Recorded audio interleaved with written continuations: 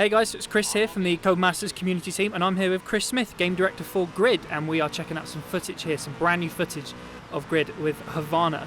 So this is one of the new circuits we've got in Grid. Chris, could you tell us a little bit more about Havana and some of the other circuits we've got in the game? Yes, so we've got 4 cities in the game actually. So 2 are returning, San Francisco as well as Barcelona, and then 2 new cities, Shanghai and Havana. And we're very proud to bring Havana. It's a less used destination. As you can see, it's full of a lot of visual interest, a lot of crowds really clustered in on the track, and it's a joy to drive.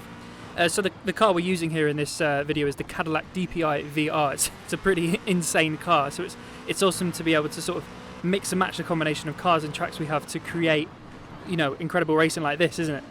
Yeah, well, one of the pillars to the game is choice. So through the career, you can choose any race you want from any of the threads, and you don't have to play all the races. Basically, if you're a little short on time, you can play about 60% of the races, any races you want, to get through to the Grid World Series where Raven West will be waiting for you. Choice is a big part, and obviously which car you race and how you race, we want you to do it. Of course, if you're a completionist and you want to do every race, you can still do that, and there's good rewards for you there as well. Okay, so we can see in the HUD there, we can see Nick Whittle as your teammate. So that's one of the aspects of the AI system in the game that creates such incredible racing. So could you talk us through the teammate system and the other features that we've got in there as well? Yeah, to start with, Nick Whittle, man. Useless. My advice, you get him on your team, you fire him straight away and get someone else.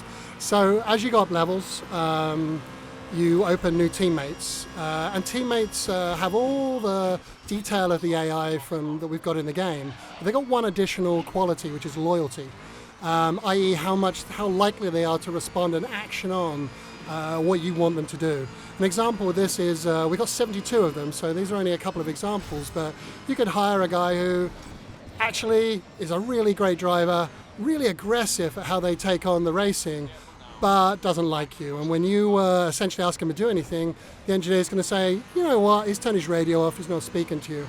Or you could get a very, very loyal driver who's a really, really good driver, but he's not as aggressive, and he really relies on you to tell him to push through the pack. And we just saw there as well that you've established a second Nemesis in the game, who is Rick Scott in this instance. So yeah, let's delve into that a bit more about the Nemesis system in Grid. Well, obviously, if you're like me and you're a perfect driver that would never ever touch another car, you'll never see the Nemesis system. But another way we like to simulate real life and real motorsport is that when car-to-car contact happens, some drivers, some of these AIs, they're going to be more chilled about it. Other drivers, well, they're a little bit more quick to anger. And essentially, any you anger, you'll get a Nemesis, and Nemesis is, they want to take you, they want to beat you, basically.